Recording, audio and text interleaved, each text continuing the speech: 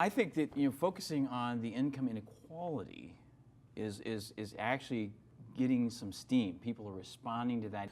So what's your take on that? What do we need to do to draw people more to those issues that Bernie is actually doing?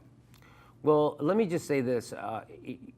People really don't realize what an ass reaming we're getting in the middle of the biggest reaming we've ever gotten from Wall Street and the military-industrial complex. People still find time to be angry at poor people, which kind of blows my mind. People are angry at welfare recipients and like, oh yeah, those fat cats at the bottom, or even some of the BS stuff people used to say about the market crash in 2008. Our economy cratered and people got mad at poor people because it was poor people's fault because they bought houses they couldn't afford. Yes. And I was like, oh, if there was only a way billionaires could insulate themselves from the penniless, there's got to be a way. Hey, if that's really what crashed our economy, I say we take all our poor people, put them on a big ship, send them to China, and tell them to start buying houses, and that's where the joke ends, because that's ridiculous. It is ridiculous, and I think that that's something that needs to be addressed, and we'll talk about it more on this show for sure.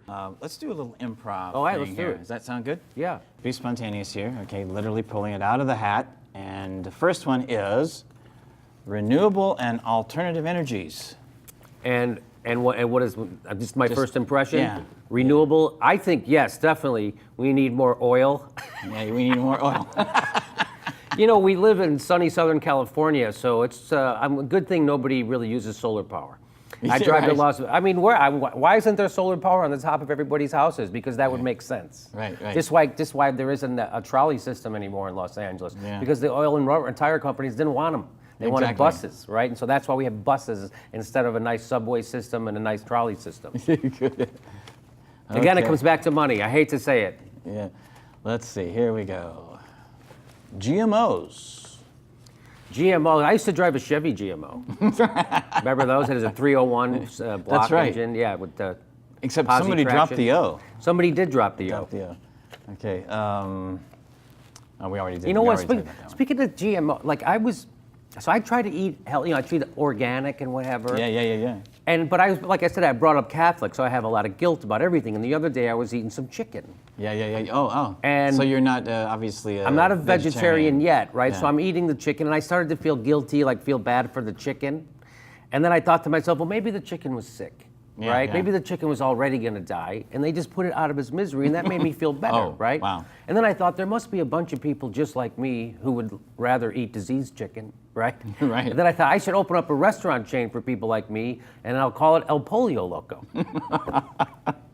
And that's a funny joke because nobody gets polio anymore. That's right. Thanks to Jonas Salk. Thank God. I know. Thank God there wasn't a hedge fund manager around when he invented the vaccine for polio, right? Or else it would cost everybody $750 to get a polio shot. That's true, exactly. Unconditional guaranteed income for everyone. Oh, not a bad idea, actually. Yeah. I'm all for that. I've heard people talk about that, like the philosophers like Alan Watts. Yeah. He said something interesting. He said, money isn't wealth, it just measures wealth, right? So when the stock market crashes, we still have the same wealth in America. There's just an accounting problem. He said that's like showing, if you show up at the bank and they go, we're out of money, we'll print more. He goes, it's just like showing up at a construction site and saying, hey, we were out of inches. What? What do you mean you're out of? They just measure what you're doing. Yeah, exactly. They're not what you're doing. So I think that's a pretty good, I'm all for that. Some people have talked about that, giving everyone a guaranteed income. I'm all for that, I think. Yeah. I think that's a good idea too.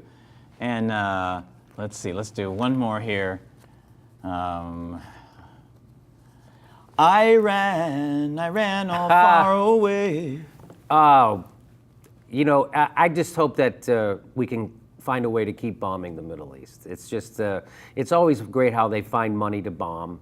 It's like, hey, do you have money for Social Security? No. Do you have any money for Medicare? No. How about bombs? Oh, we got bomb money. We keep it right next to our drinking money. Nobody ever touches that.